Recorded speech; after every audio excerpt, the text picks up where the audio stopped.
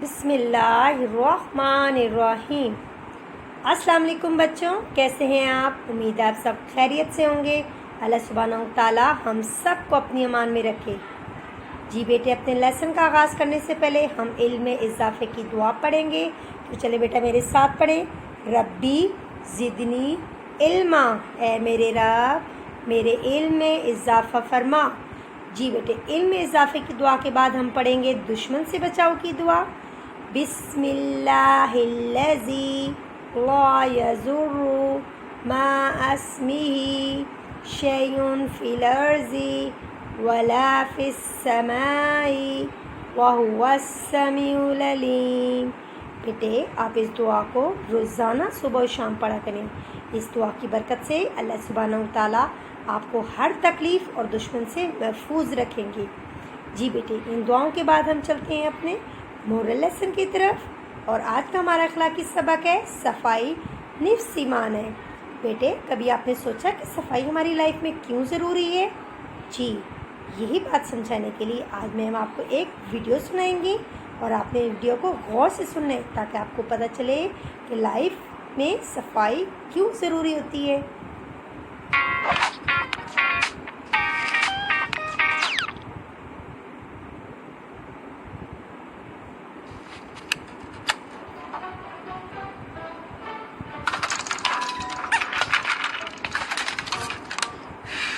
क्या हुआ जैद? मुझे अपना जहाज नहीं मिल रहा।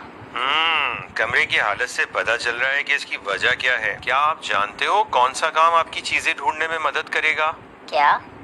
अगर आप अपना कमरा साफ सुथरा रखोगे तो आपको चीजें आसानी से मिल जाएंगी। क्या आपने प्यारे नबी सल्लल्लाहु अलैहि वसल्लम का फरमान सुना नहीं कि सफाई निस्फ ईमान है? हाँ। अल्लाह ताला ने हर चीज को उसकी एक खास जगह पर रखा है। जैसे सैयारे हमेशा चलते रहते हैं, लेकिन अल्लाह ने सबको अपने अपने दायरे में रखा है। इसी तरह हम इंसान भी बाहर से तो एक दूसरे से मुख्तलिफ होते हैं, मगर अल्लाह ने अंदर से बिल्कुल एक जैसा बनाया है। सोचो, अगर आंखें पाँव के नीचे लगी होती तो क्या होता? इसलिए हर चीज अपनी जगह पर रखनी चाहिए। अल्लाह ने तमाम जानवरों को भी साफ सुथरा बनाया और सफाई की समझ भी उनमें डाली है। देखो देखो, ये मछलियाँ कैसे दरियाई घोड़े की सफाई करती हैं और परिंदे भी इस काम में उनकी मदद करते हैं। मेरे पास भी ऐसे जानवर होते जो मेरा कमरा साफ करने में मेरी मदद करते हैं। लेकिन अल्लाह ने इसीलिए तो हमें हाथ दिए हैं ताकि हम उनसे अपनी चीजें उठा सकें। जब आप अपना कमरा साफ करते हैं तो आप अल्लाह को खुश करते हैं। और हो सकता है अगर आप अपना कमरा साफ कर लें तो शायद आपको अपना खिलौना भी मिल जाए।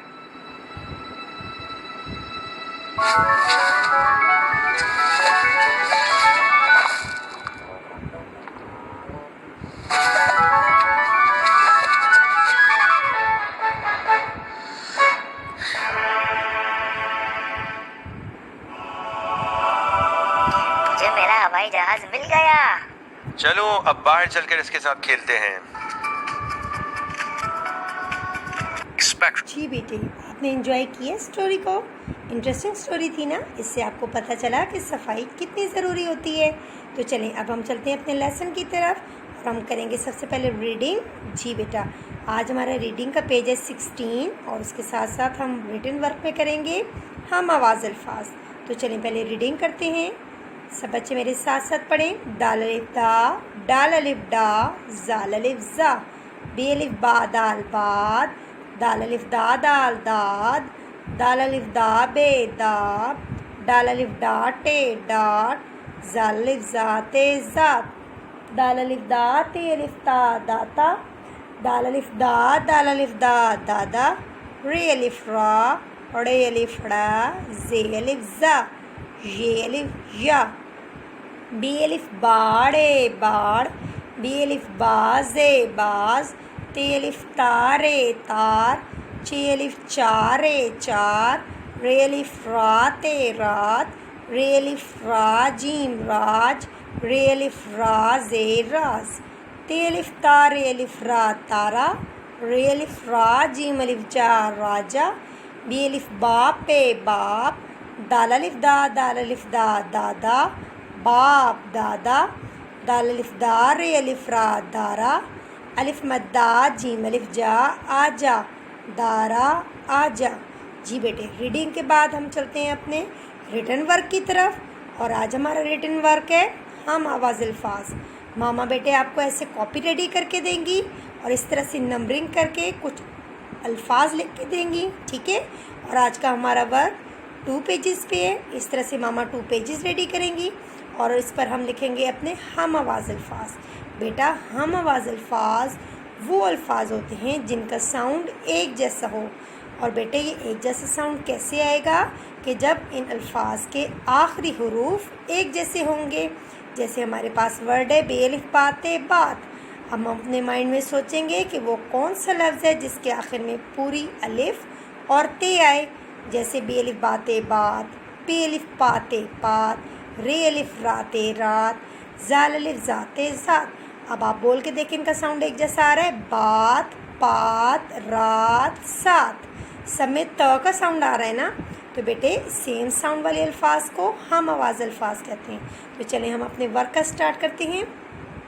जी, नंबर 1 पे हमारे पास सबसे पहला लफ्ज़ है अलिफ ज़बर बे अब। अब हमने वो माइंड में सोचना है वर्ड जिसके लास्ट में पूरी बे है।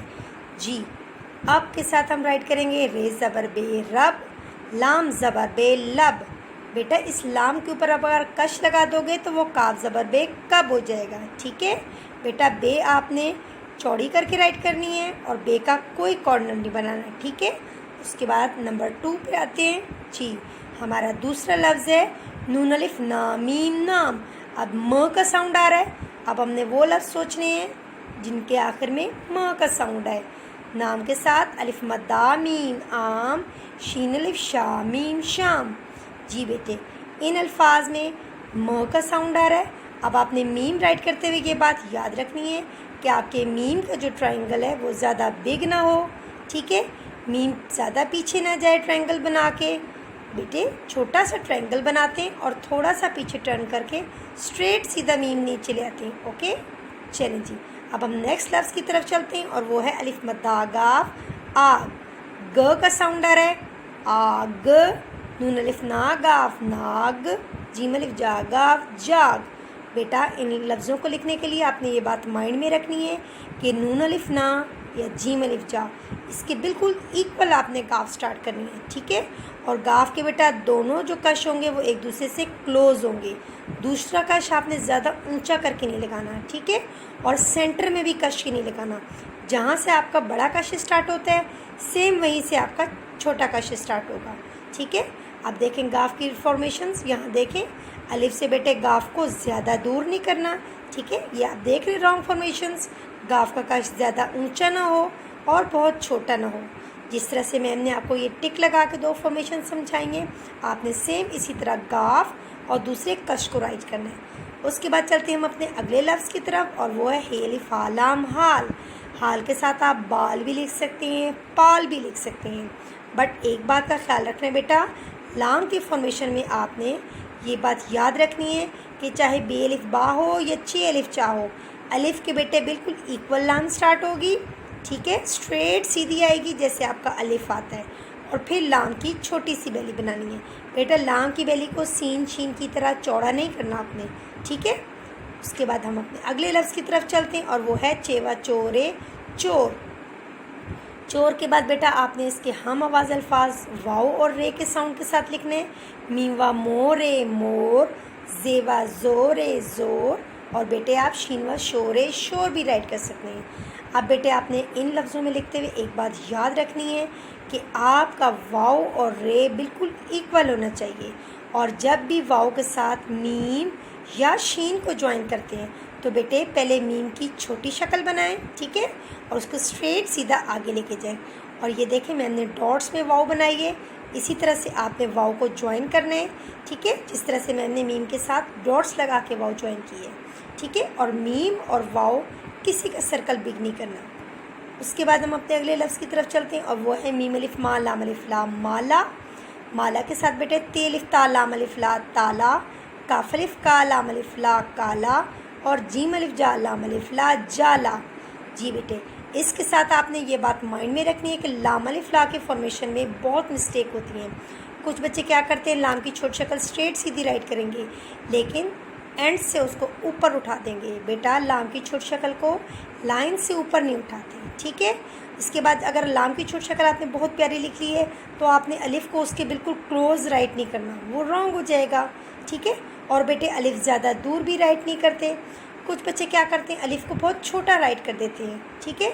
और कुछ बच्चे अलिफ को टेढ़ा राइट करते हैं। बेटा अलिफ स्ट्रेट होता है और लाम की छोटी शक्ल को जाके नीचे टच करता है, ठीक है।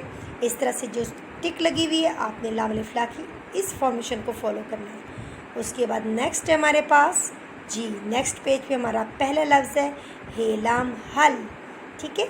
हल के साथ आपने राइट करना है पे लाम पल, जीम लाम जल, चे लाम चल, ठीक है। जल भी राइट कर सकते हैं, चल भी राइट कर सकते हैं, लेकिन फॉर्मेशन कैसे होगी लाम की ज्वाइनिंग जी। बेटा आपने ये बात याद रखनी है कि जब लाम के साथ जो लफ्ज़ ज्वाइन होता है उसे लाइन से थोड़ा ऊपर रखते हैं, ठीक है बेटे, क्योंकि लाम थोड़ा सा लाइन से ऊपर और उसकी बैली थोड़ी सी लाइन से नीचे जाती है।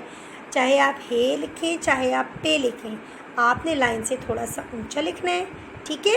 और उसके बाद स्ट्रेट सीधा, ये देखिए मैंने डॉट्स वाली लाम बनाई है ना, इस तरह से उसको स्ट्रेट सीधा राइट करके कॉर्नर से लाम की बैली को ज्वाइन करना है, ठीक है। आपने अगर ऊपर कॉर्नर से लाम को ज्वाइन किया तो आपका लाम रॉन्ग हो जाएगा। उसके बाद हमारा अगला लफ्ज़ है अलिफ मद्दा नून आन। बेटा नून वाले जो साउंड है उनमें आपने ये बात याद रखनी है कि वही लफ्ज़ लिखने हैं जिनके आखिर में पूरी नून आए, ठीक है। जैसे पे अलिफ पा नून पान, नून अलिफ ना नून नान, ठीक है। कुछ बच्चे नून अलिफ ना ना राइट कर देते, वो रॉन्ग हो जाएगा। बेटे जब पूरी नून आएगी तो ही नून का साउंड आएगा। अब नून की फॉर्मेशन में बेटा याद रखना है अलिफ के सेंटर से नून हो और नून का डॉट लाइन से हल्का सा ऊंचा हो, ठीक है। नून की बैली बेटे प्रॉपर राउंड बनानी है आपने। उसके बाद बेटे अगला लफ्ज़ है हमारे पास अलिफ मद्दा सीन आस, पी अलिफ पा सीन पास, सीन अलिफ सा सीन सास। बेटे आस पास सास, तीनों में स का साउंड आ रहा है, ठीक है। अब बेटा सीन की फॉर्मेशन गौर से सुने। बेटे सीन के तीनों शोशे इक्वल नहीं करते, ठीक है। और अलिफ के इक्वल सीन स्टार्ट नहीं होती। बेटा सीन स्टार्ट होती है अलिफ के सेंटर से, ठीक है। उसके बाद आपने सीन की प्रॉपर राउंड बैली बनानी है, जैसे मैंने डॉट्स लगा के आपको समझाया है, ठीक है। बेटा सीन के जो टीथ होते हैं उनको बहुत ज़्यादा खुला या बहुत ज़्यादा तंग नहीं करना होता, ठीक है। प्रॉपर राउंड सीन की बैली हो और शोशे छोटे हों जी बेटे। अब हमारा आखिरी लफ्ज़ है पी अलिफ पाते पात, पात कहते हैं पत्ते को, पात के साथ हम राइट कर सकते हैं बी अलिफ बाते बात, सीन अलिफ साते सात, रे अलिफ राते रात जी बेटे। अब हमारा आज का वर्क फिनिश हो गया। आपने इस तरह से नीट और ब्यूटीफुल राइटिंग करनी है और नेक्स्ट डे मैम को अच्छी अच्छी सी राइटिंग में होमवर्क सेंड करना है, ठीक है।